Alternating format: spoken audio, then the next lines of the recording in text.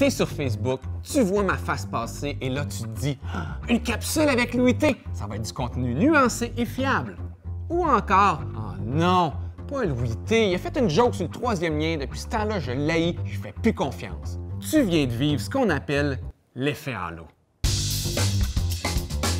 L'effet halo, c'est quand l'opinion qu'on se fait d'une personne influence la valeur que l'on donne à l'information qu'elle partage. Exemple, on accorde plus de crédibilité à une personne qu'on considère belle. C'est pour ça qu'ils m'ont choisi pour les capsules. Un autre exemple, on accorde plus de crédibilité à une personne connue ou qui a du succès, même si ça n'a rien à voir avec le contenu qu'elle partage sur les réseaux sociaux. S'il est bon en sport, il doit s'y connaître en vaccin? Pas nécessairement. Pour illustrer l'effet halo, suffit de regarder la publicité. On l'utilise beaucoup. Tu regardes Georges Clooney te parler d'une marque de café. Tu te dis, Georges Clooney, je l'aime, fait que je devrais aimer le café.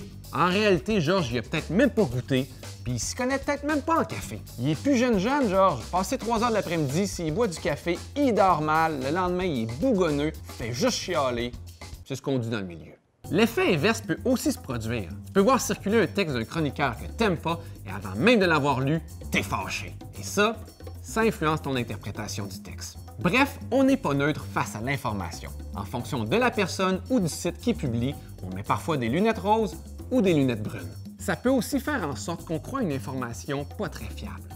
Alors, quoi faire? Pour combattre l'effet halo, il faut se concentrer sur le message plutôt que le messager.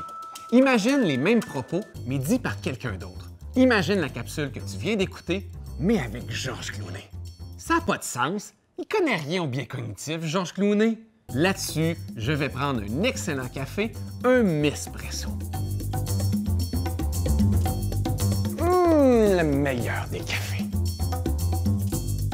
C'est sûr que c'est le meilleur. Je suis connu, puis je suis beau bonhomme.